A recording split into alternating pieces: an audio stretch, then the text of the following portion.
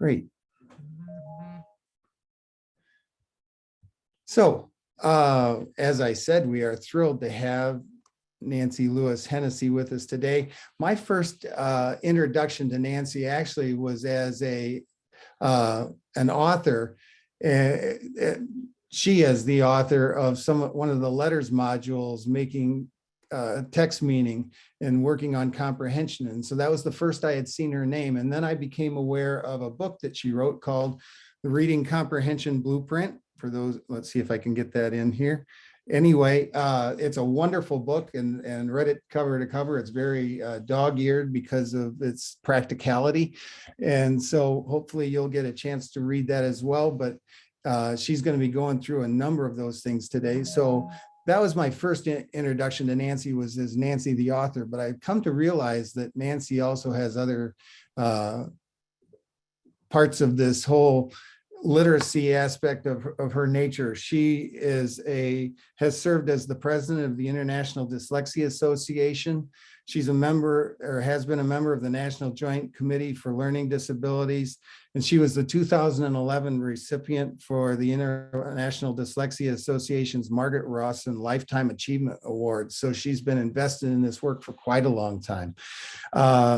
But I think what I appreciate most in my workings with Nancy over the past several months is that she is a practitioner's practitioner. She is a teacher's teacher. She understands your world. She's been an educator and an administrator for a number of years, both on the special ed and the gen ed side, both at the elementary and at the secondary level. And so she has quite a bit of experience.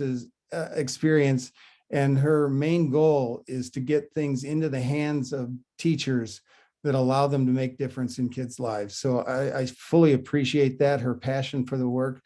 And so Nancy, thank you for joining us today. Thank you for virtually coming to us to Michigan. And I'm going to let you go ahead and if you need any more introductions, folks, if you need anything, put it in the chat. Otherwise, questions and answers should go in the Q&A. And we will field those probably at the end of today's session. We'll get through those questions. So Nancy, welcome. Thank you so much, John. I greatly appreciate the opportunity to speak with and to interact with educators from Michigan who are doing such important work. I appreciated not only the invitation, but your introduction. And I do think of myself as a teacher. I don't think of myself as an expert. I've had some wonderful experiences over the years interacting with other educators, listening to researchers,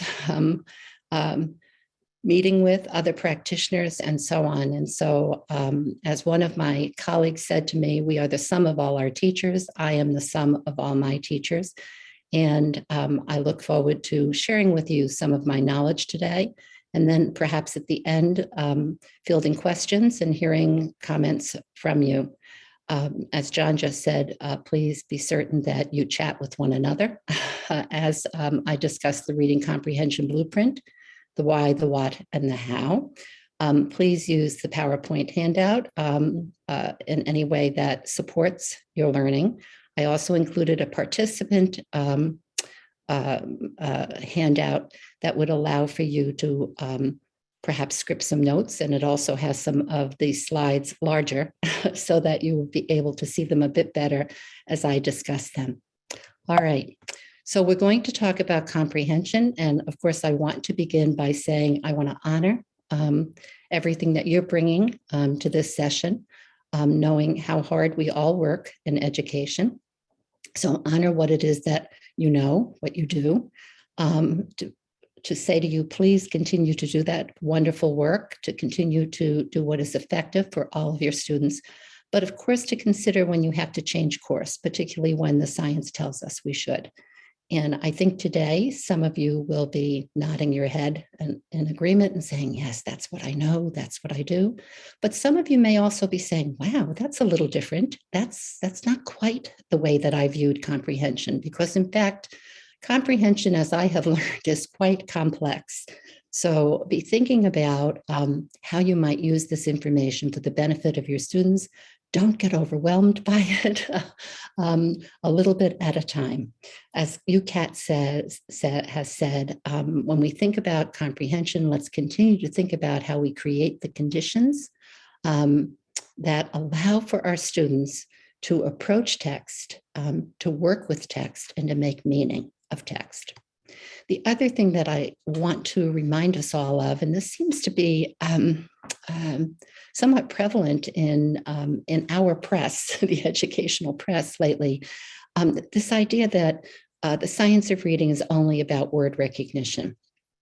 And certainly it is about word recognition, all right? It has to be, because that's the on-ramp for working with the text, making meaning, unless we're providing access for our students, right?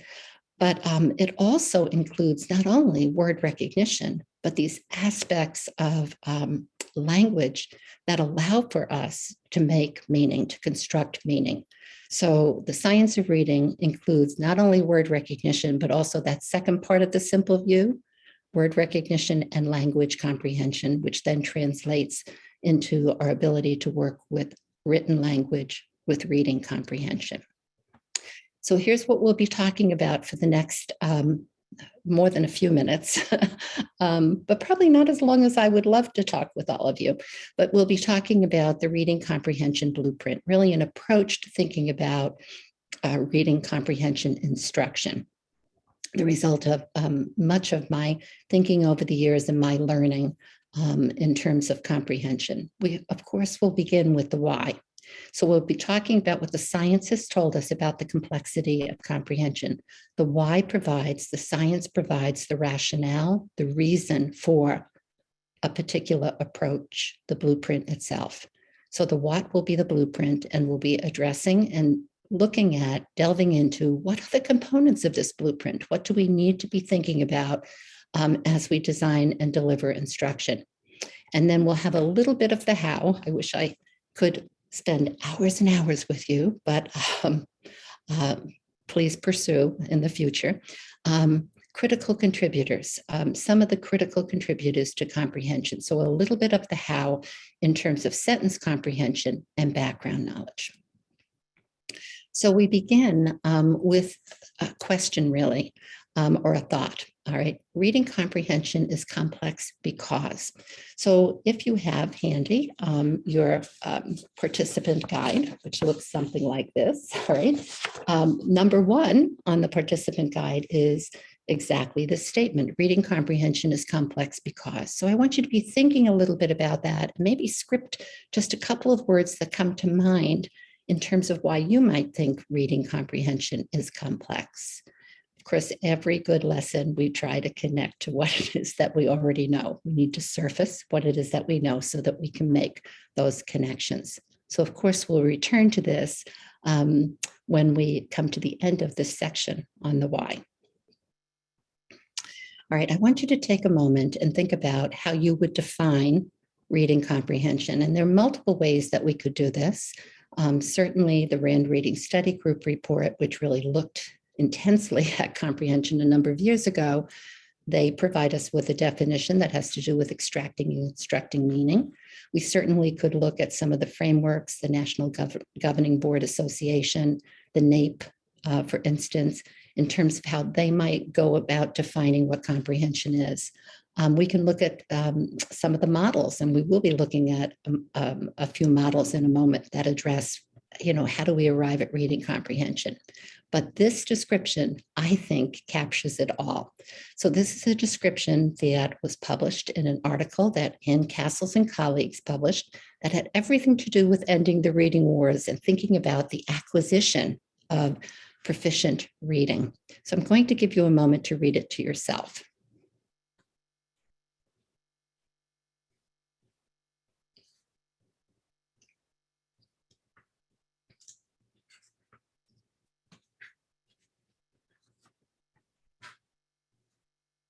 Now, you might have noticed that I've underlined not a single entity that can be explained by a unified cognitive model.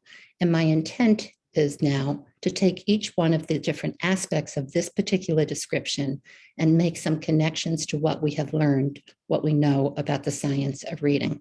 So let's begin by thinking about this complexity, not a single entity. And of course, what comes to mind are some of these models that we can rely on, that we can visit in terms of thinking through, what does it take to arrive at a place where we can comprehend text? And I begin here with a quote that comes out of Kate Nation's work, writing about children who have reading difficulty, all right, language and the acquisition of reading proficiency.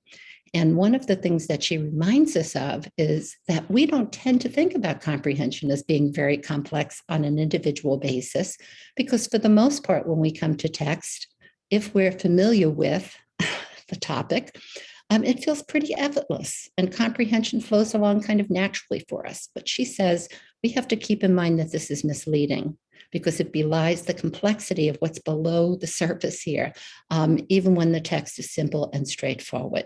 And so when we think about arriving at reading comprehension, we can think about something like the simple view. That's pretty simple, right? Word recognition times by language comprehension equals reading comprehension. Well, Goff and Tummer knew that wasn't all that simple. And in fact, Hoover and Tummer, following on in the footsteps of, have elaborated on that simple view. And that's what you see here on the left, the cognitive foundations of reading. You see here on the right, what the subcomponents or what goes into word recognition based on their model. But you also see here on the left, language comprehension. What is it that we need in addition to this ability to be able to read the words automatically? What is it that we need to bring to the text to make meaning of the text? And so when we begin to talk about language comprehension, we're talking about systems of language, phonological, semantic, syntactic. We're also talking about the contributions of background knowledge and inference. So our instruction needs to accommodate for all of that. We also could be taking a look at this model, all right, and this is the Reading Systems Framework model, Perfetti and Strafora. And they talk to us about two different types of knowledge that we need coming to the reading task. We need knowledge of the orthographic system. So that's the print, the way in which the print presents, the letters, the patterns that we use to represent the sounds within our language, all right? But we also need this linguistic system. So phonology, here we go again, syntax, morphology, we see these systems of language, right? And we see this wonderful connection between the word recognition aspect, right, and the comprehension processes. And that's our lexicon, meaning, morphology, and so on. Wow. So there's quite a bit for us to be thinking about and considering as we think about, first of all, the complexity, this multidimensional aspect that comes along with comprehension. So that's the first part of this description, right? Well, let's take a look at this next part of the description. So it's not a single entity. Lots and lots of processes and skills are going into this ability to make meaning. It's the orchestrated product of a set of linguistic and cognitive processes. Well, let's step back and think about that for a moment. I think when I read this, and I'm not alone in this, what popped into my mind was a visual of an orchestra, all right? And what's the product that we expect from an orchestra? Oh, this beautiful symphony, this piece of music, all right? And how is that arrived at? What, in fact, are the processes that allow for that music to be appreciated by all of us as we hear it played by an orchestra or a symphony orchestra? Well, it's the contributions of all the individual players and what their skill in terms of those individual instruments that are working together in concert with one another to produce this beautiful piece of music. So you might be saying, well, that's all fine and good, but what does that mean in terms of my practice? So we're going to do a quick check here. And again, I'm going to reference your participant guide, and you can do a little bit of note-taking if you'd like in terms of product versus process. And so let's think a little bit about what do we mean by comprehension products, right? Well, the literature tells us this, that comprehension products are the indicators of what the reader knows and understands after reading is completed. Now, I have to tell you, very often in the past, when I've asked educators to tell me what their definition of comprehension is, they often give me a product like main idea or summaries or retells. Those are products. Those are indicators of what the student or the reader knows and understands after reading is completed. And in fact, we can go a little bit further with this, and we can think about, as we ask our students to engage in the reading of text at different grade levels, all right, the tasks that we give them, the questions that we ask, whether we ask them to respond orally or in writing, their responses are products. Their responses are indicators of whether or not they've understood what they've read. So we can start with Antonio in first grade listening to I Am Enough, and the question, what did you learn from the girl in this book? And that outcome is the product. Or we can think about Jermaine in sixth grade reading The Founding of American Democracy, an informational text actually comes from Common Lit. Why did the founding fathers have to compromise? And the response is an indicator of whether or not Jermaine understood the main idea of that particular text. Or Geraldo, eighth grade, reading Stalin, A Brutal Legacy. Why was Stalin fearful for his life? Using all of the information that he found within the text coupled with his background knowledge to what? Respond to a question that wasn't directly answered in the text. The outcome of his understanding.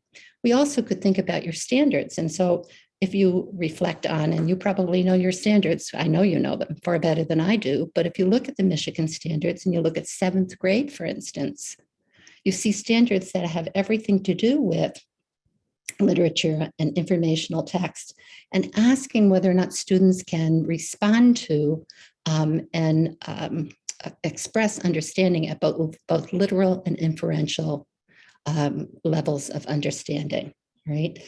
For informational texts, can they respond to and demonstrate understanding of compare contrast, for instance, or problem solution? So these are products, all right? How do we get to products? What is it that allows for our students to be able to respond, all right? So that really has everything to do with these linguistic and cognitive processes, comprehension processes. So what are comprehension processes? Well, they're the cognitive and language activities by which the reader arrives at those products. Even think about a production line, what happens? High quality processes, you end up with a high quality product. Your processes are flawed, all right, well, then the product will be flawed. So let's think a little bit more about this in terms of understanding. What does this mean for practice? So we can turn to the work of Oak Hill and Kane here to understand better processes, all right? And you notice linguistic or language kept popping up. We saw that in the Hoover and Tunmer model, those language systems. We saw it even in the Perfetti and Strafora model. And certainly the work of Oak Hill and Kane, when they speak to when is it that students might have difficulty, and they've done a great deal of work, their research is from Great Britain in this particular area. So here's what they say. Comprehension of written text involves processing language at many different levels. Again, take a moment and read this to yourself.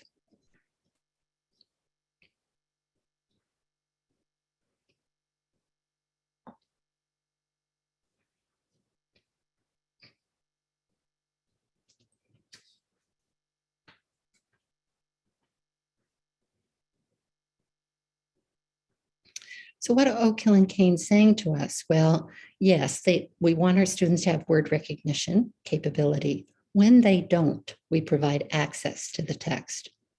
But as they work through the text, they have to access the meaning of the words, vocabulary. At the sentence level, they have to work out the syntactic structure and sense of each sentence. So here's our language system of syntax, really the order in which the internal order of the sentence in which these words are placed, all right, that allow for us to make meaning then of the sentence. So sentence comprehension. Simply deriving the meanings of individual words and sentences is insufficient, right? In order to construct a mental model of this overall understanding of the text, they need to integrate information from different sentences. We'll speak more to this, but we have to be able to hook up or identify how those idea units are connected within and between sentences. And they also have to incorporate background knowledge. Oh, there's our background knowledge, right? So immediately we think about domain-specific knowledge. We also should be thinking about text structure knowledge, because that's a specialized form of background knowledge that allows us to make sense of, oh, I'm sorry, this isn't completed, to make sense of the ideas that are implicitly implied here, right? Implicitly implied. So in other words, to go below the surface of the text. Now, as I was talking about this, I bet some of you were thinking about the reading rope, right? This is, of course, Hollis Scarborough's visual metaphor of skilled reading that addresses both the word recognition components, those strands of the rope that contribute to the ability to automatically read word, but it also addresses the language comprehension. So here we come back to these linguistic and cognitive processes that allow for us to make meaning. And of course, the strands of the rope are developed over time. They're independent but interdependent, all right? So they work in concert with one another. So we have background knowledge, vocabulary, language structures, which include semantics and syntax. We'll talk some more about that as well. Verbal reasoning, that includes inference, and then literacy and print knowledge, which has everything to do with text structures. So thinking about then, what is it that we have to have in place? What do we need to develop within our students? All of these wonderful language comprehension capabilities, these processes and skills that allow the student to get to the product. You know, it's one thing to say we want our students to summarize, but what do they have to be able to do in order to get there?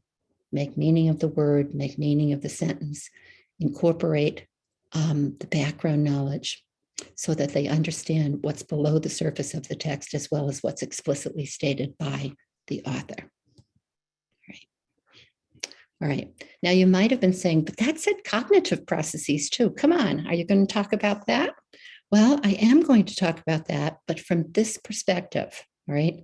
When one reads the literature about comprehension, yes, we certainly do read about executive function, attention, motivation, right? We certainly consider those aspects, but that's applicable to all learning. Here, when we think about comprehension itself, we can think about a model that Judith Irwin has proposed that directly connects back to language, all right? Because after all, language is a cognitive process as well. So building this connection in terms of cognitive processes and language. And so thinking a little bit about the microprocesses. In other words, the reader comes to text, engages in what are called microprocesses to identify the idea units within the sentence. Where's the who and the do? What does this sentence tell me? Right? They also use integrative processes. And these are the processes that allow for the reader to understand that in one sentence, we might be talking about Benjamin Banneker, but in the next sentence, we've called him he. And he is referring back to Benjamin Banneker. Or in a sentence, we might be saying a revolutionary, Benjamin Banneker, a revolution. Who's the revolution? Oh, it's Benjamin Banneker, a substitution or synonym. And we can see that integration within the sentence as well as between sentences. So integrative processes. We also want our students monitoring their understanding, right? This is a metacognitive function, right? And we want them thinking about whether or not they understand what it is that they're reading, and when they don't, to be doing something about it. And of course, if we want our students to go below the surface of the text, to go beyond the exact words and sentences that the author provides, then they have to use their background knowledge to infer. Okay, they need to make those connections. And at the same time, as they're successively building, so this is a very dynamic process, successively building meaning, all right, real time, they're organizing up their overall understanding, right? And they're arriving at the ultimate goal, which was on an earlier slide, the creation of this mental model or this overall understanding of the text that they can then apply in other situations. All right. So what have we talked about? Wow, we've talked about not a single entity. We've talked about product versus process. And you might be saying, why did you spend so much time on product versus process? Well, here's why. There are instructional implications here, right? The research, the science tells us that the distinction between process and products implies that for teachers to affect the product, they need to implement appropriate interventions and instructional approaches to affect the actual processes. Right? Where's the breakdown? When a child is repeatedly unsuccessful in comprehending text that he or she has read, this suggests reading difficulties at the processing level. This is the work of Kendiao and colleagues. These difficulties can manifest in various ways: the failure to recall main points of a story, an idea, for instance, the failure to answer literal and or inferential questions, the failure to complete the actual reading of the text, and so on. What's the underlying cause? Where is the problem? It is complex, but where is the problem in terms of the student being able to demonstrate understanding to create the product? So there are instructional implications in terms of understanding. And I think what's happened very often in terms of comprehension instruction is we've been very focused on product, and we have to focus on both and differentiate for ourselves. What are the strategies and activities that we use to teach our students word meaning, sentence comprehension, develop background knowledge, versus what are the strategies, and sometimes there's overlap, certainly. What are the strategies we use that we teach our students to internalize and use to create product? Okay. So here's the last part. And you may be saying, wow, this is a lot already. All right. Here's the last part of this particular description, that all of this is happening how? It's happening, within text, all right? Interacting with whom? With the reader and the purpose for the text. So, the Rand Reading Study Group created a model called a heuristic for describing this kind of dynamic interaction that happens between the text, the reader, the task, and the purpose, all right? So really, that's, I think, what Castles and colleagues are getting at here, that it's the orchestrated product of a set of linguistic and cognitive processes operating on the text and interacting with what?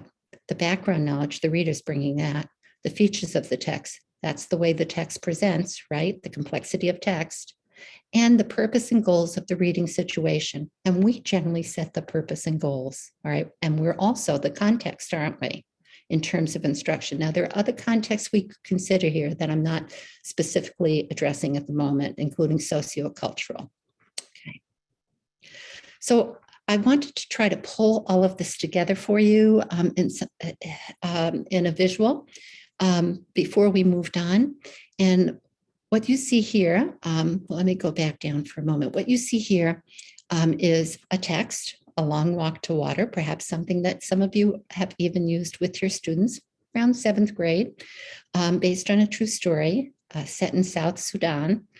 Tells the story of one of the lost boys, a true story, as well as a fictional, has 2 stories actually, within one, a fictional account of a young woman, young gal really, looking for water in South Sudan. And it teaches many, many, many lessons. So we have our adolescent reader in the right-hand corner here. And we have our book that we're working with as part of our curriculum. And of course, we're giving our students different assignments. So we have the reader, the text, the task, right? So what's happening in terms of this wonderful interaction? What does the reader have to bring? And what is the text demanding? Now, here's the reality of it. When we are working with age and grade appropriate texts, they are written in academic language. And so our students have to bring their knowledge of word meaning, and the words that are contained very often within these texts are academic in nature. They're more complex, right? They're not simple Anglo-Saxon level words. They're words that are often based in Latin or Greek derived, dependent upon the discipline, right? And they have to bring their general knowledge, their breadth, as well as their depth, their knowledge of precise meaning. They also have to work with the sentences. So think about how we said they're building here, all right? Accessing word meaning, and now they have to work with the syntactic structure of the sentences. And the sentences may be long. They may have more than one idea. That's what density is. They're structured in different ways. And they're integrated through the use of these cohesive ties and connectives. I gave you an example with a pronoun referent and with a substitution. They also have to simultaneously be bringing their knowledge, this schema, domain-specific knowledge, all right, as well as what their knowledge of text structure, specialized type of background knowledge, so that they can make different types of inference. And overall, what we want to have happening then is this coherent representation of text, that all the ideas are hanging together for them. So think a little bit about what we said about these language processes, as well as kind of layering on this ability, idea units, integrating meaning, monitoring understanding, incorporating background knowledge, and coming to this coherent representation of text, this overall understanding of text, right? So the reader interacting with the text works with the surface code. That's the exact words that the author provides, the exact syntax, all right? Right here, some of you will use strategies where we ask students to look for the answers to questions that are right there. Okay, well, the answer is right there, all right, the surface code. But they also have to be going below the surface of the text to understand what the author implied. That's the text base. And in combination, as they build meaning at these different levels of understanding, they arrive again at this situation or mental model. That's the ultimate goal. It's not just to answer specific questions, it's to have an overall understanding of text that we can take with us. All right. So here then is a reminder of this overall or ultimate goal of comprehension. Again, I'll ask you to read this to yourself.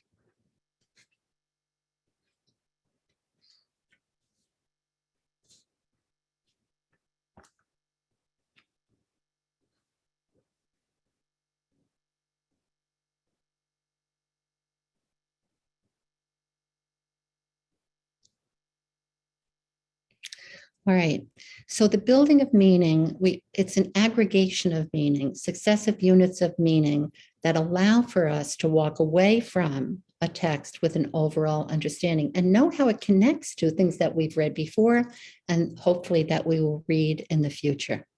So when one reads the science, one reads the literature on comprehension, yes, it addresses specific products, it addresses specific processes, skills, knowledge, but ultimately it talks about this arrival at this coherent representation of text, this overall understanding of text, right? So that's the why.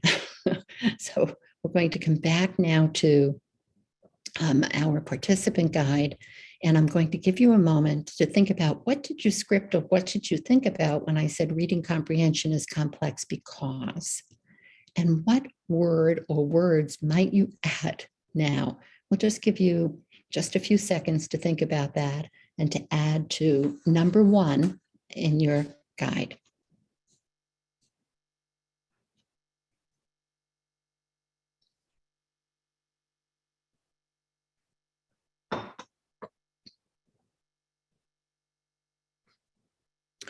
All right, so I'm going to move us on, and our second part of our conversation here this afternoon has everything to do with the what, with the blueprint.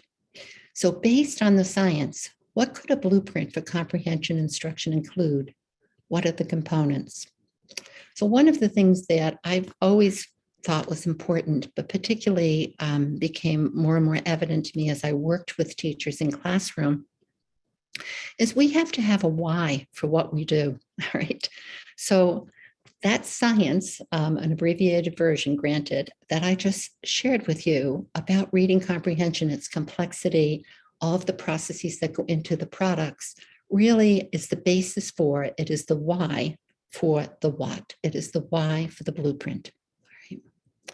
So when we begin to think about constructing comprehension, we have our comprehension house, right? We need a blueprint.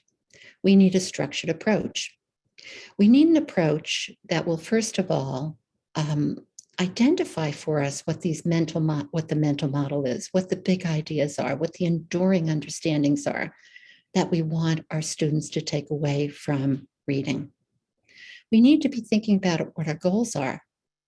And I'm going to talk a little bit more about this, but not just literacy goals, but also content goals. And then we have to think about what are the readings that we might use that will support the development of those goals, right? And what are the critical competencies?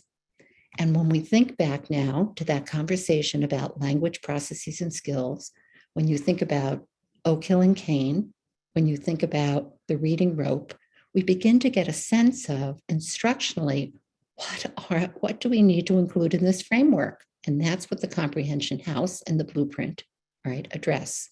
So obviously, we're going to want to identify critical understandings. We've talked about the importance of comprehension monitoring. We need vocabulary and background knowledge. We need to think about text structures. We need to think about sentence comprehension so that we can do what?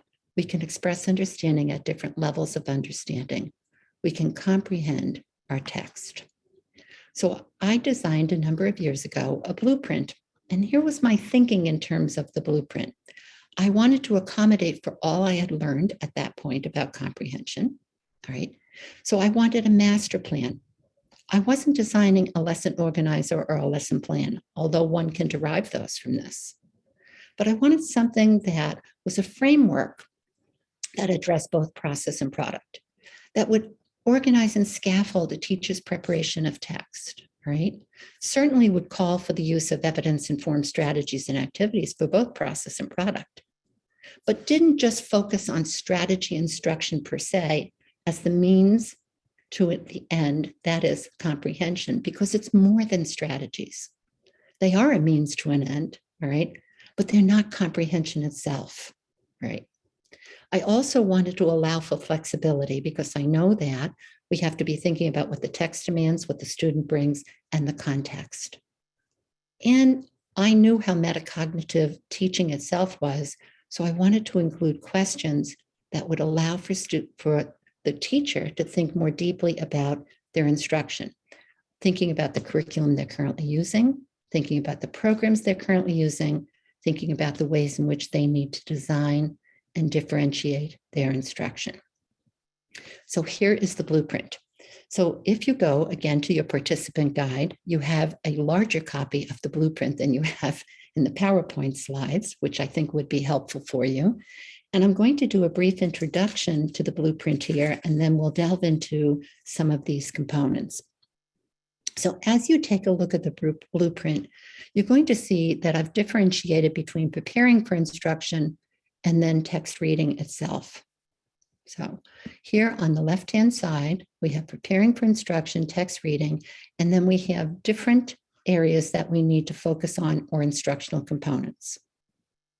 What we see in the right-hand column are the questions that we need to be asking ourselves about these specific components, all right, of instruction, about these varied aspects of instruction. Right? And in most instances, particularly as we get into the text reading piece, these questions are based on what the literature has told us are effective approaches to going about the instruction of vocabulary, language structures, knowledge, levels of understanding and inference, and expression of understanding. Now, as you take a look at this, you'll note that, and I'm going to speak more about this, here's the critical understandings of text, here's the purpose for reading text. Here's what we need to directly teach our students: word meaning, language structures, all right? And I've used the verbiage that one finds in the reading rope, but this is sentence comprehension. We need to teach them about text structure and background knowledge. And we need to work with them, we need to work with them on different levels of understanding, their ability to respond to questions that are both at the surface level, literal, as well as inferential. And then we need to think about those strategies that we teach our students for product. I also want you to note that there's a bidirectional arrow that I'm going to address briefly that has everything to do with the flexibility with which you approach instruction dependent upon your students, the before, during, after reading strategies, activities, as well as whether this is individual, small group, or whole group instruction, And it does also address the fact that comprehension monitoring is important. The bidirectional arrow also conveys the flexibility in terms of instructional decision as to when instruction for these varied components or contributors to comprehension occur. All right, so let's go a little bit now more deeply into some of these. Oh, there's our comprehension house. All right, a little bit more deeply into this first section, which is preparing for instruction. So note the questions. Those are the exact questions that one saw. And I'll go back for a moment so you see. All right. Whoops. Those are the exact questions that we have here on the right-hand side. So each time we'll be looking at these varied components and contributors, and we'll be looking then at the questions and some potential answers to those questions. Okay. So when we prepare for instruction, we need to be thinking about what are those critical understandings? You know, what do you want your students to understand after reading? What are the big ideas, right? What's your purpose for reading? What are your content goals and objectives? What are your literacy skill goals and objectives? And then what readings, purposeful readings, what readings serve your purpose? So oftentimes, all right, our readings tend to be disconnected. And I think one of the things that we have to be thinking about is something that Tim Shanahan said in 2017.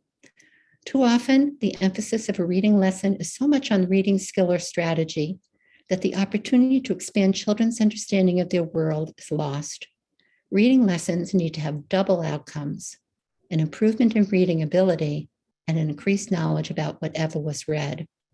So when one thinks about comprehension, why is it that we want our students reading with meaning? It's for learning, is it not? It's so that they acquire knowledge. That's true whether or not they're reading literature or informational text. So we want to develop, all right, both literacy and content goals, all right? Literacy skills, vocabulary, sentence comprehension, background knowledge, but also we want to develop these big ideas, these critical understandings. We want our students to walk away with knowledge or learning from what it is that they've read. So there's a brief definition here then about enduring or critical understandings, the big ideas, the important understandings that we want our students to get inside of and retain after they've forgotten many of the details. So oftentimes when one looks at one's curriculum or program or the materials, the resources that we're using, we need to step back and say, what is it that we want our students to take away from this particular reading? For instance, I had a question that had to do with products earlier that related to Stalin, A Brutal Legacy. All right, that reading was used in conjunction with other readings that had to do with the idea of dictatorship. So the big idea there, or the theme, had everything to do with both the consequences and the reasons for and the consequences of dictatorship. All right. If I were working with my students on a series of texts about revolutionaries, for instance, in a younger grade, maybe I'd be reading Benjamin Banneker and Rosa Parks, and that would have everything to do with why were these individuals considered to be activists or revolutionaries? So around that big idea. So thinking through what is the purpose of our reading, not only to develop our literacy skills, but also content knowledge. Connected directly to that, I don't know if you can hear this in the background, we're about to have a big thunderstorm here, so I'm hoping that our internet holds, all right? All right, connected to this is our choice of reading, and I realize that your curriculum may dictate what it is that your students are reading, so you may have to step back from and be thinking about what are these big ideas. But I also want you to be thinking about the fact that when we think about our readings for comprehension, that we're not necessarily just thinking about our decodable or our level text, dependent upon our grade level. Texts are written for different purposes. Certainly, decodable texts are written with the purpose of developing word recognition skills. And I'm certainly not saying that they or level text cannot be used for comprehension capability, but I believe that they are foundational, that the beginning of, that it is really critical that we be choosing grade and age appropriate texts so that we're developing this academic language that our texts are written in from an early age. So if you think about the lower strands of the rope, word recognition, as you're developing those with your younger children, upper strands of the rope, read alouds. And if you have students who are continuing to struggle with word recognition issues in the middle grades, for instance, give them access to age and grade appropriate text so that you develop the language that's necessary. So here we have Marilyn Adams talking about the early reader and saying, you know, we need to be developing the ability to read print on their own, but we also want them to be developing language knowledge and an appreciation and mode of thought. All right. So the use of texts that contain that academic language. And then we have Shanahan saying this little excuse for not using reading materials that expose children to classical literature, but also, and we know that this is a focus now in our literature, rich content about geography, history, science, social studies, and other subjects from the very beginning, informational texts, and then up through the grades in terms of disciplinary texts. Just because it's a reading lesson, there's no reason that the content of the text one is practicing with can't be rich in information. So that's that content focus, not only literacy skills, but the ability to work with more advanced texts so that one learns. So I thought you just might want an example. So I thought I'd give you a quick example of an enduring understanding, right, developed by a colleague of mine, Julia Salomon, who contributed to my book as well. And one of the enduring understandings or themes, some of you may think of this in terms of themes, for sixth grade students, sixth grade students, change is inevitable and is both positive and negative. And the text that they used within a particular unit that addressed this particular understanding, this big idea, which would have essential questions with it, with the following texts. And you can see the time period is the time of the Depression, but you can also see varied types of texts being used, and perhaps you wouldn't be using all of them, perhaps some of them, to develop this critical understanding, but also specific literacy goals that would involve vocabulary, sentence comprehension, background knowledge, and so on. Okay. All right, so this is a quick self-reflect. And I believe that you also have this in your facilitator guide, so, or rather participant guide. So just take a moment and take a look at these questions. Perhaps we all need to be asking ourselves as we think about the readings that we're using for comprehension. So I'll have you read these to yourself and quickly reflect.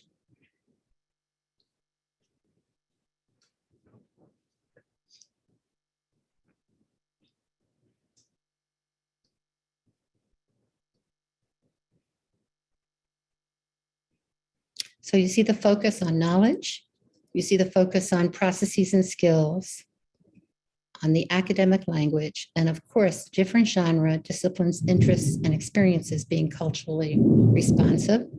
And then of course, for your students who are still struggling with word recognition issues, the access issues for struggling readers. All right, so that's our reflection. All right, so now we're ready to move from, and if you want to reference back in your guide, we're ready to move from that area of preparing for instruction to the actual critical components of instruction, really what we saw in the framework of the comprehension house. We're going to be talking here about the bidirectional arrow briefly, and then some of these components. So I'm going to highlight sentence comprehension, and I'm going to highlight knowledge. But I want you to know that each of these are interrelated. Think about how the strands of the rope are interrelated, that we need to be cognizant of the fact that all of these need to be in place in order for our students to be proficient readers. And some students will need more of a focus than others on particular contributors. Oops, sorry. So the bidirectional arrow, before, during, and after instruction, strategies and activities, evidence-based, all right? Explicit instruction, yes, the importance, and our friend Anita Archer, of course, has reminded us of this in so many ways. Structured, systematic, and scaffolded. You'll also see that there are some, what I call incidental on purpose ways of developing some of these competencies as well, but we begin with explicit instruction. And then dependent upon where your students are at, whether we use whole group, small group, or individual instruction. All right. So the bidirectional arrow also calls attention to, I'm going to have to talk over the wind, I think.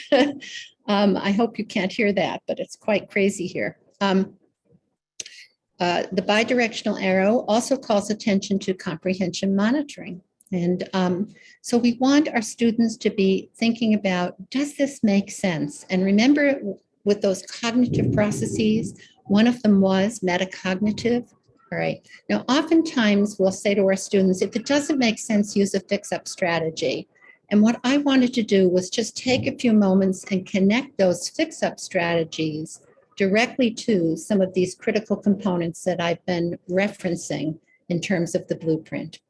So if in fact the student is having difficulty, we want them to be able to pinpoint, and we do this through modeling, of course. We want them to be able to pinpoint why they're having difficulty. Is it with word meaning? They don't know the meaning of the word. Well, what's a strategy that they could use? They could think about using their independent word learning strategies, dictionary, morphology, context. If they're having difficulty with sentence meaning, we could teach them, and we should be teaching them, to reread and ask themselves, where's the who or the what and the do in the sentence? What words are standing in for? That's that integration I was talking about for important words in the sentences. For knowledge, think about what you know and the connections that you can make. If you don't have the knowledge, look it up or ask for additional information. For paragraph or section meaning, read it to yourself and ask yourself, give them the prompts. What is this all about? What does it tell me about that particular thing? All right. Or for engagement, tell yourself to stop at the end of a section or page to summarize, annotate, visualize, question. So why are we having difficulty? Where is comprehension going awry? Here are some things that we might be thinking about to fix it up when we're reading independently. All right. So I'm bringing us back now to the blueprint. And one of the things I said at the very beginning was that we would, first of all, talk about the why. We talk about the what, the blueprint, all right, and then we go a little bit further with the how. And I just want you to note that I'm going to focus a bit on sentence comprehension and a bit on knowledge, particularly background knowledge. And what you see here on the right are the questions that we can be asking ourselves as we're thinking about how to go about designing and delivering instruction.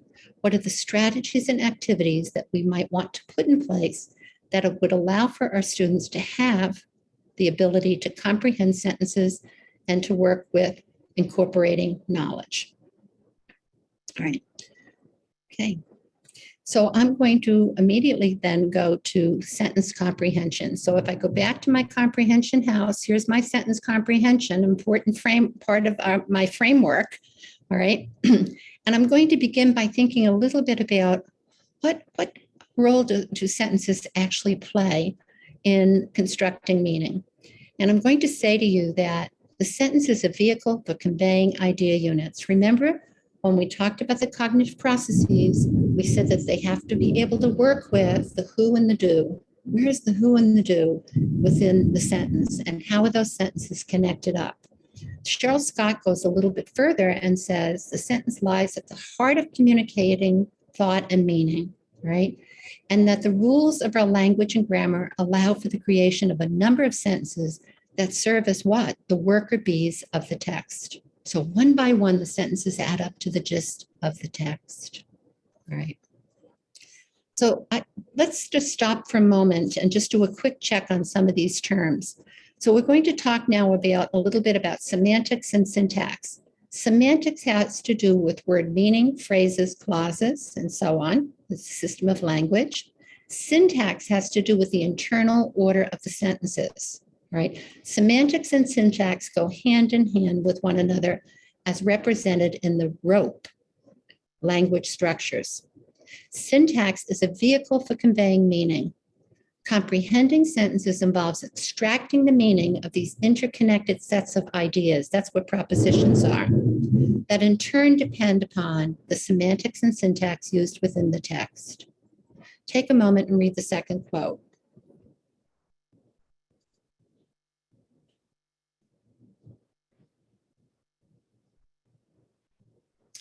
So when we come to sentence, one of the things that we have to figure out is who or what is the sentence about and what's happening in the sentence.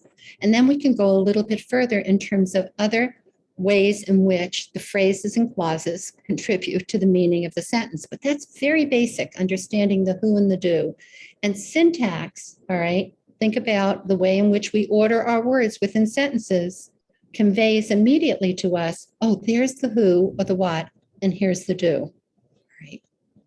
At the same time, all right, we know that because syntax allows for creativity, all right, there is order, but there are lots of different ways in which we can convey this meaning that oftentimes the sentences that we find within text are quite complex.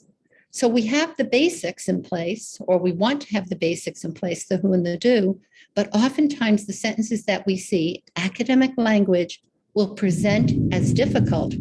I want you to just take a moment to look at these sentences and just choose one, all right, that appeals to you, all right? The first one, of course, Ant and the Grasshopper, second grade or so, and then we progressively move through the grade levels here. Perhaps Mystery of Tattooed Mummy, third or fourth, Founding of Democracy, maybe sixth, seventh, Long Walk to Water, maybe seventh, eighth. Just take one and think a little bit about why these sentences, these sentences you've chosen might be difficult. And by the way, they're in your facilitator guide as well.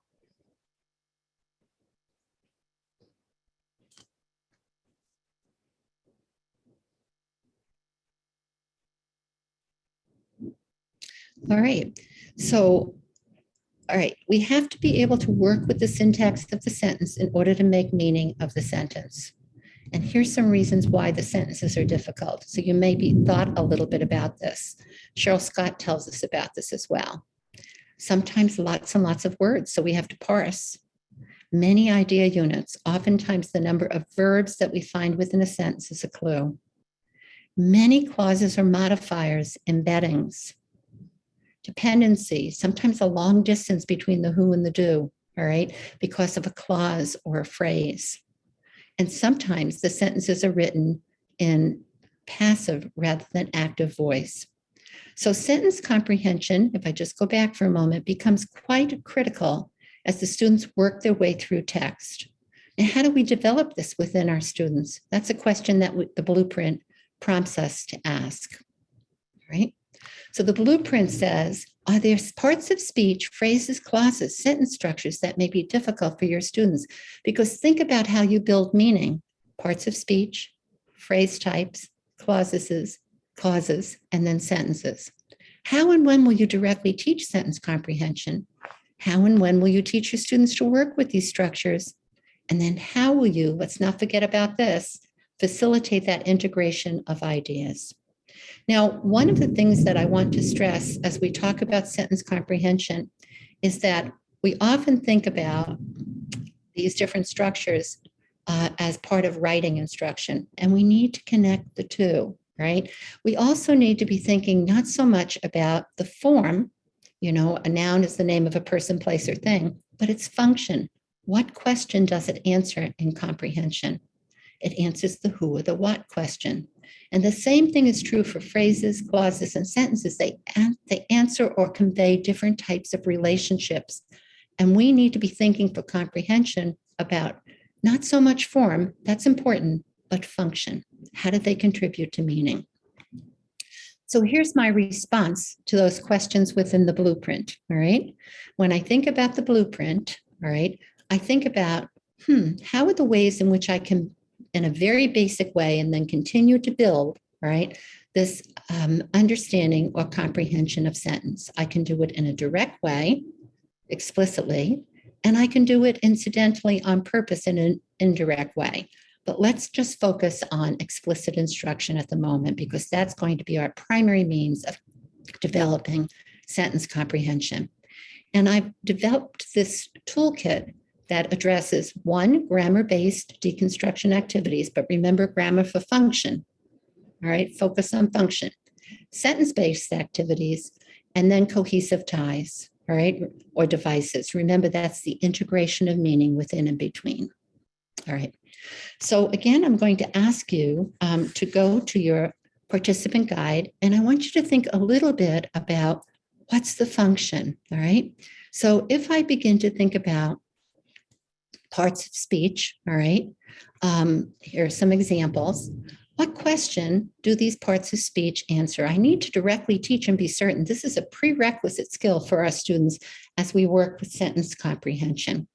So be thinking for a moment, just choose one or two in terms of the question that you would be asking your students, the function of the part of speech.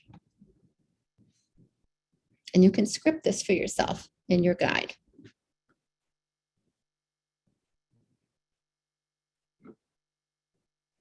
Well, of course, I gave you one. A noun is a who or a what. So in the mystery of the tattooed mummy, the answer would be, who or what is this about? Oh, it's about the mummy. That's a noun. Okay. Oops. Oh, I thought I put in a response or an answer here for you. Okay, so sorry about that. All right, well, if I'm thinking about a question for pronoun, it's who, what, or whose. If I'm thinking about a verb, it's is or was happening. If I'm thinking about an adjective, it's which one, what kind, how many. All right, if I'm thinking about an adverb, what? It's an answer to when, where, or why. If I'm thinking about a preposition, it's some type of connection, as is a conjunction, right? And so when one works with this, when one develops this kind of foundational skill, this prerequisite skill, one has to work with, I believe, the text that the student's reading. That's why I've included examples from the mystery of the tattooed mummy. So this is a prerequisite that we need to directly teach. Well, how might we use this within the context of a text that's not necessarily that basic? This is the founding of American democracy. So I can practice and process my knowledge of, all right, how these words work by using what? A word sort in which I've taken words directly from the founding of an American democracy, and I've created a structured question organizer, who or what, is or was doing, which one, what kind, how many, when, where, how, and why. This reflects then the functions of those different parts of speech. Right. Now, one of the things I provided for you was this activity in your facilitated guide with the prerequisite information and a bit more direction. I'm giving you kind of a synopsis of this at the moment. So we model for our students. We make certain that they have the prerequisite information in place. We've directly taught, and we give them practice and processing opportunity using the text that they're reading. Right. So what might this look like as we have our students work together in pair or small group? Well, it might look something like this. Where are the who or what words? Oh, rights, democracy, balance. Is or was doing, solve, disagreed, interprets. And one of the things that happens here is we now have some opportunity to also talk about sometimes these words both answer the question who or is or was doing. Think about that word balance. The syntax of the sentence, where it's placed within the sentence, is the clue to the meaning of the word, that semantic syntax connection. We could use this type of activity with our phrases as well. You have to directly teach your students different types of phrases. So I know we typically think about prepositional phrases, but we've got all sorts of phrases, don't we? We have adjectival phrases, we have verbial phrases. We could go on and on with that, right? We also might use a similar activity for thinking about clauses, but there we'd have to begin to think about independent, dependent, their relationship, and so on. The other thing that this could potentially be used for, if I structured these words a little differently, is these could be the basis for anagrams, all right, whereby they could do the sort of the words in terms of who or what, is or was doing, which one, how, what kind, how many, but then there would be specific words that they would be able to place into sentence, create sentences.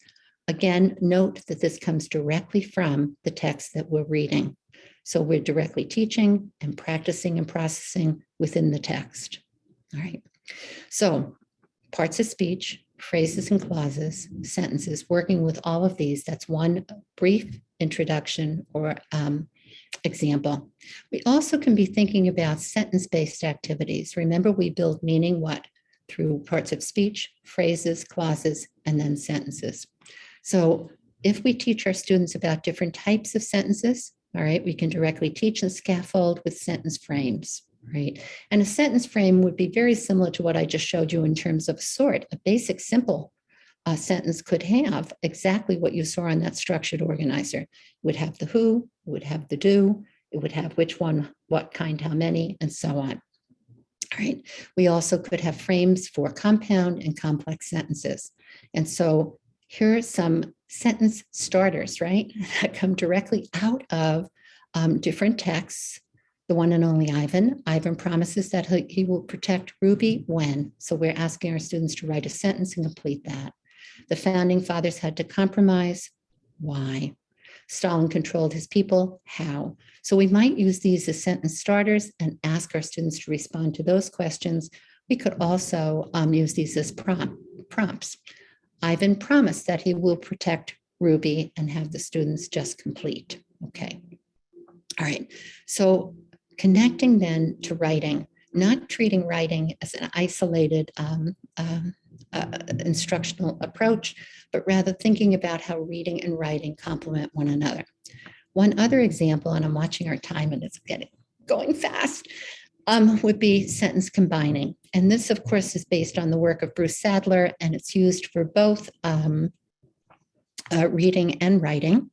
And Bruce Sadler has identified varied targets, patterns that we can target in terms of combining sentences. And oftentimes what we'll do is we'll work directly with different text selections, which you see represented here. So the ant and the grasshopper. We see how was Winnie, Tuck Everlasting, how was Winnie feeling? We're seeing questions that relate to the founding of American democracy and so on. And we can pull sentences and we can mold those sentences so that our students have some opportunity with working with different syntactical structures in both terms of understanding and then in terms of writing. So let me give you an example. And by the way, this is somewhat sequential in terms of a developmental sequence that Bruce Sadler developed. What I've represented here is more at the upper end of that developmental sequence in which I've taken some sentences first from The Mystery of the Tattooed Mummy, and then one from Stalin, A Brutal Legacy. So why did the archaeologists spend months at the site? The archaeologists spent months digging at a sacred site. They were sure the tomb contained treasures. So I would provide that to the students. I would directly teach, I would model, and then I would ask for them to combine. The archaeologists spent months digging at a sacred site because they were sure the tomb contained treasures. So what does this target? It targets one of those patterns in that developmental sequence, adverbial clauses using subordinating conjunctions. This is a bit more advanced, and so I thought I'd give you an advanced example. The same thing with relative clauses, so you can just take a look at that for a moment. So as we think about sentence comprehension, we can think about some grammar deconstruction. We can think about sentence writing using prompts or templates. We can think about sentence combining. And then last but not least, there's the example for Stalin. Last but not least, we can think about this combination or integration of meaning within and between sentences.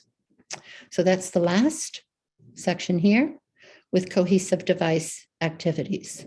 And I'll very quickly share that with you. Okay.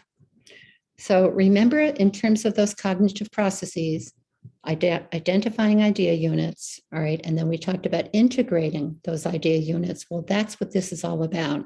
This is bridging and integrating information within and between sentences. And we can do that with cohesive ties or with connectives. We're going to just focus on cohesive ties here. This is a type of inference, actually. Okay. So I wanted to give you an example of cohesive ties, all right? And I've taken examples out of the one and only Ivan. So pronoun reference. the author uses a pronoun to refer to a word found before or after in the text. So here's an example from the one and only Ivan, around 5th or 6th grade. People call me the freeway gorilla, the one and only Ivan, silverback gorilla, and so on. What if I highlighted here the pronoun reference, mine and I? Who are mine and I? Oh, it's Ivan. All right. Substitution synonyms. Author replaces a word or a group of words in a text. People call the freeway gorilla, the one and only Ivan, the silverback gorilla. Who are all those gorillas? Oh, it's the same one and only Ivan. Substitution or synonym. Repetition. Author repeats a noun or phrase in the text. All right, people call me. So there's the me again. We've got the freeway gorilla, but notice what's getting repeated. Ivan, Ivan, Ivan. And then the last example here is ellipsis, in which the author omits one or more words. You tell me which ways are more fun, right? Something that comes directly from the text. So as we work with our students in terms of sentence comprehension, we have to work with them in terms of what are the sentences conveying, where's the who and the what, the which one, what kind, how many, answering those kinds of questions, putting those ideas together, but then also understanding that the author doesn't repeat themselves over and over again. Think about yourself as an author. You use different words to stand in for, and that's what a cohesive tie is. It ties up meaning, it bridges, it stands in for meaning. So here's a quick example of an instructional routine. Identify your targeted words, right? Frame a question or task as the teacher. Search for clues or connections. Make connections visually or verbally. And so you can use coding systems like drawing arrows or boxing or underlying for both cohesive ties and connectives. Let's see if we can look at an example of that. So this comes from The Mystery of the Tattooed Mummy. In the upper right-hand corner, you see that the teacher identifies the targeted word or phrase. It's 20-something woman. The teacher is going to frame the task. Well, I'm going to model for you. I'm going to directly teach you. I've taught you what the cohesive ties are. So now I'm going to model for you how to use this. And what I want you looking for is, I want you looking for those words that can refer back or do refer back. I want you looking for pronouns that mean 20-something woman, that are standing in for 20-something woman. And I'm going to search and I'm going to find them, and then I'm going to underline all of them. So be thinking about that for a moment.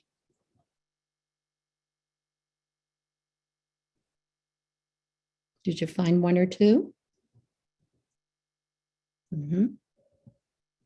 Yeah, she, and then her, and then her, and then her. Who's her? The 20-something woman. So a modeling and then opportunity to practice within the text itself. Remember those questions? Would there be phrases, clauses? Would there be difficulty integrating? And we can do the same thing for then the other type of pronoun, the other type of cohesive tie. Same instructional routine.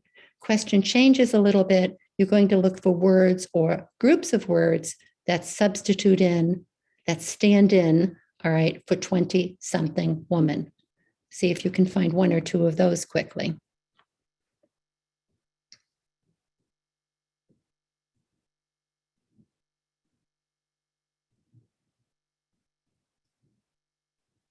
And I used arrows this time as my visual or verbal cue. So you see queen and high priestess and warrior princess and moche VIP and star and most elite figures. Just think about when you would say to your students, read this selection. Who's the warrior princess? Would they know it was the 20-something woman, or would they think that was someone else? So directly teaching and providing opportunity for practice within the text. All right, so here's some general instructional guidelines as I move off of this topic with you. This is Richard Zippely's work, a speech and language pathologist. A lot of the work in sentence comprehension comes from speech and language pathologists, so thank you. We need to be teaching in both oral and written modalities. Ask your students for full sentences. We need to integrate reading and writing. We need to provide explicit instruction on sentence structures with opportunities embedded where? Right, embedded within what it is that they're learning. These are not isolated drill and kill kinds of activities.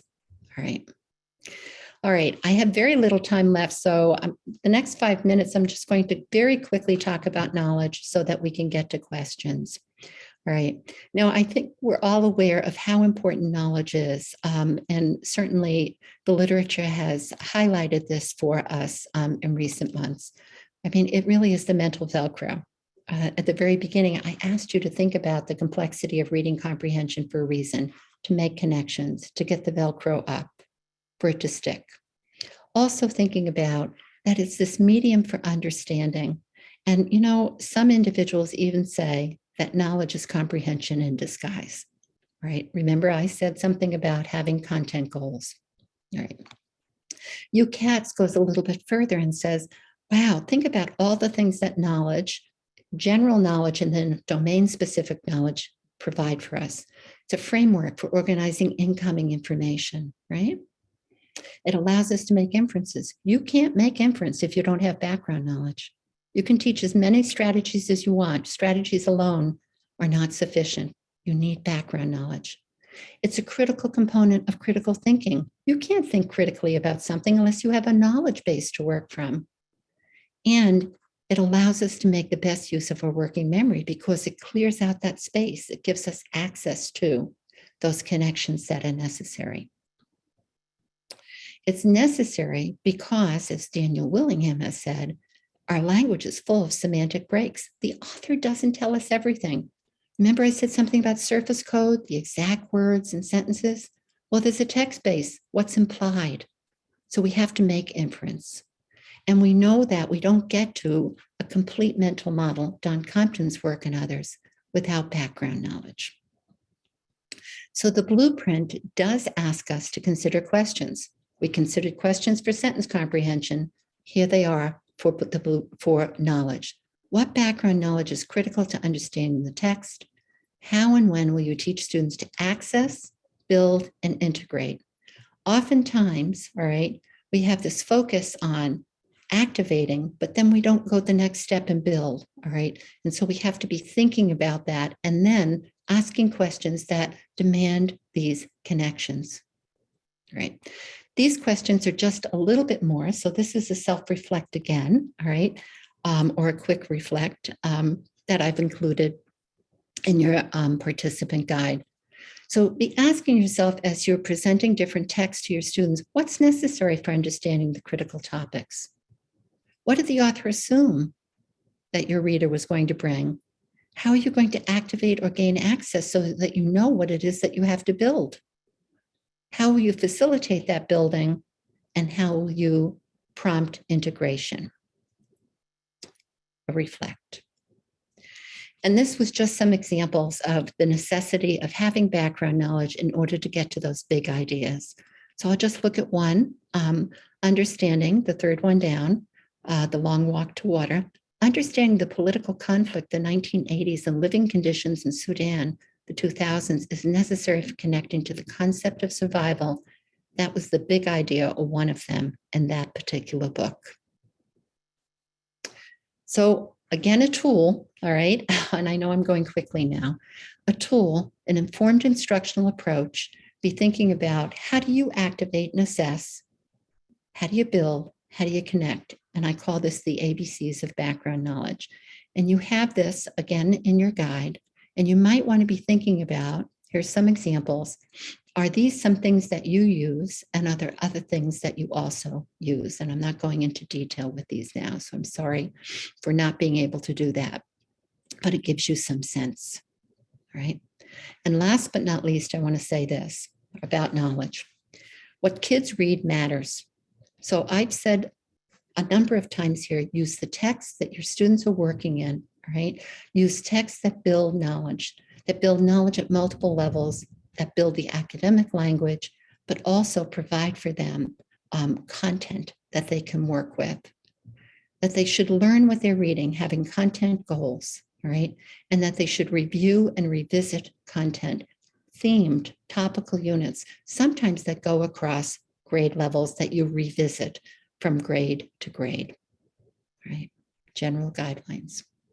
So successful comprehension depends not only on identifying the words in a text and understanding at the sentence level, The reader also has to connect up information from different parts of the text and make inferences to fill in the missing information in order to produce a coherent overall representation. And just a final caution, you can't do everything at once. So consider your context, your curriculum, and your students. So I hope that this has affirmed for you many of the practices you have in place, that it's allowed for you to acknowledge perhaps some changes that you want to make and prompted you to act. And most of all, I want to tell you how much I appreciate your being here today. And I know that was a great deal of information. So I hope that you're leaving with something that is useful for you. So we have just a few minutes left for questions or comments. John. Yeah. Oh, thanks so much, Nancy. Yeah, you did cover a lot of ground there. And holding on. Thanks for working through your thunderstorms and bad weather that we're going on. I'm looking at sunshine out my window here in Michigan and going, wow, that's a kind of a disconnect. But anyway, thank you so much for that. We do have a couple questions.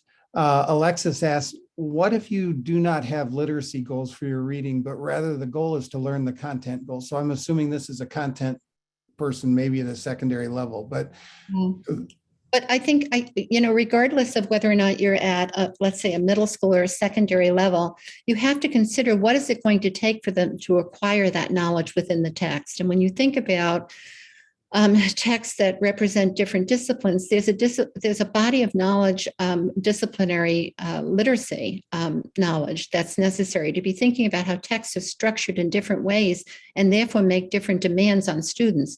A science text is structured differently than, let's say, a social studies text, and the types of literary devices and skills that are demanded can be different. So if you want to email me, I'll send you a little bit more information on disciplinary literacy. It's an interest of mine, and I think there's not enough out there on it at the moment for practitioners. But I think you're still focusing on, I'm not going to say you have to teach basic reading skills, but you do need to focus on what is it that allows your students to unlock that text for themselves, to get to that content.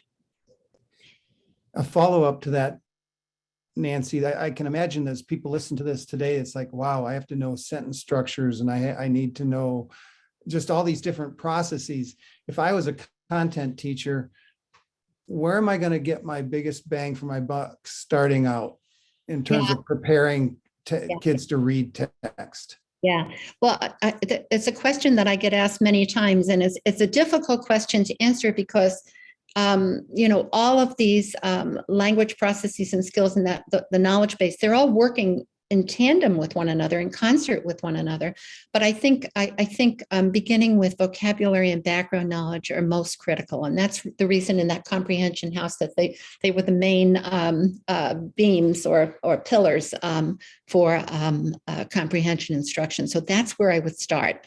I would start with vocabulary and background knowledge. You made a comment that many teachers activate background knowledge, but they don't necessarily build it. Can you distinguish that a little bit for me?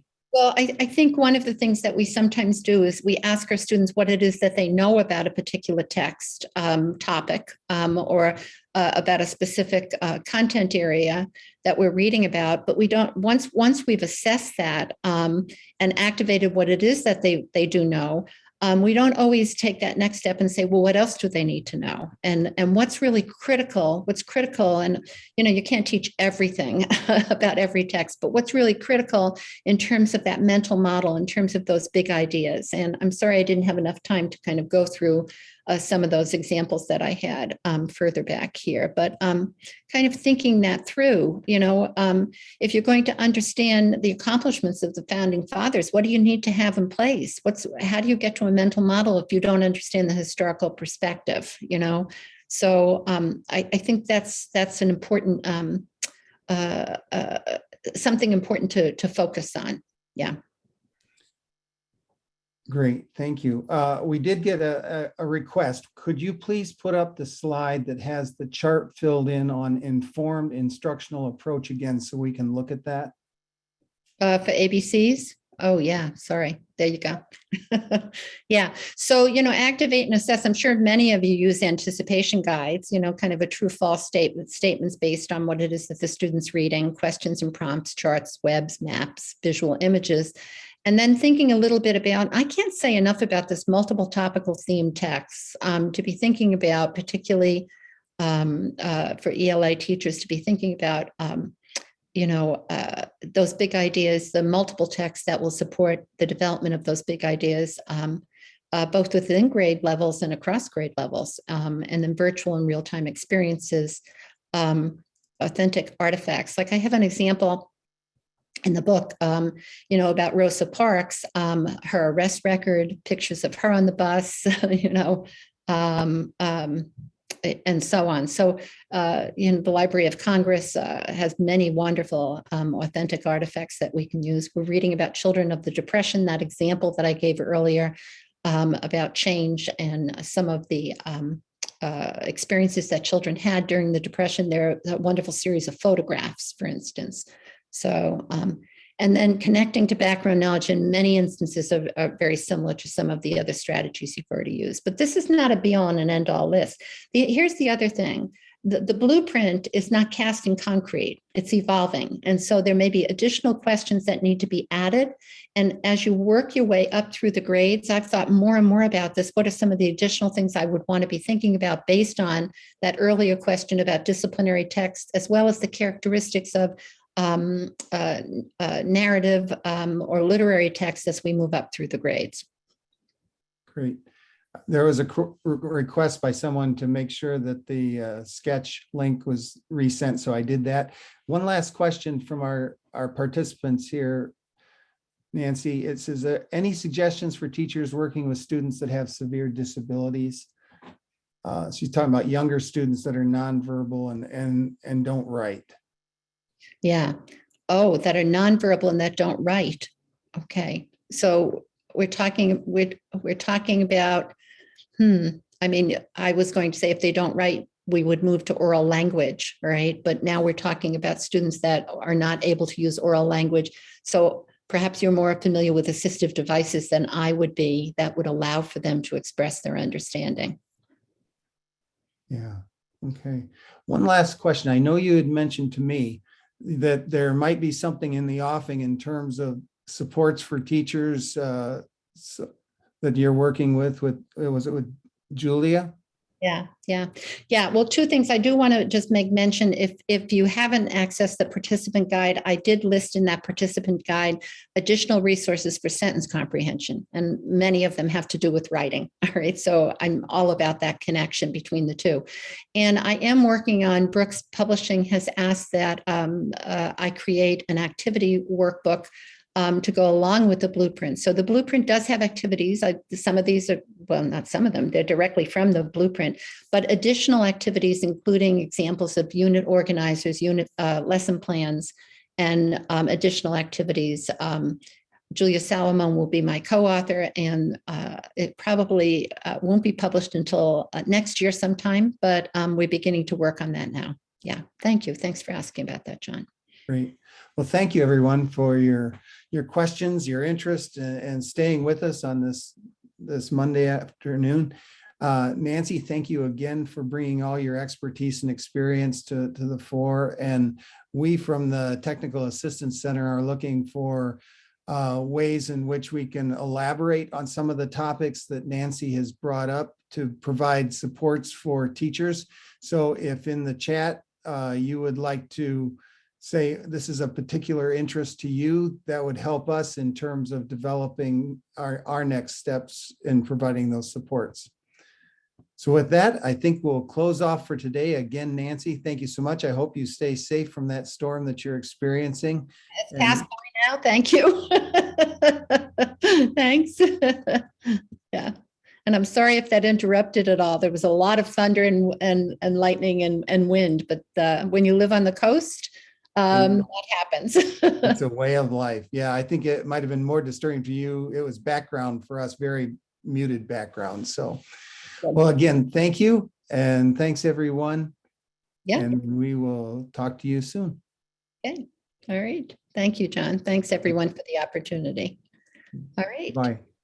All right. Bye-bye, John. Thanks for the support. You bet. I hope people walked away with something they can use. Yeah.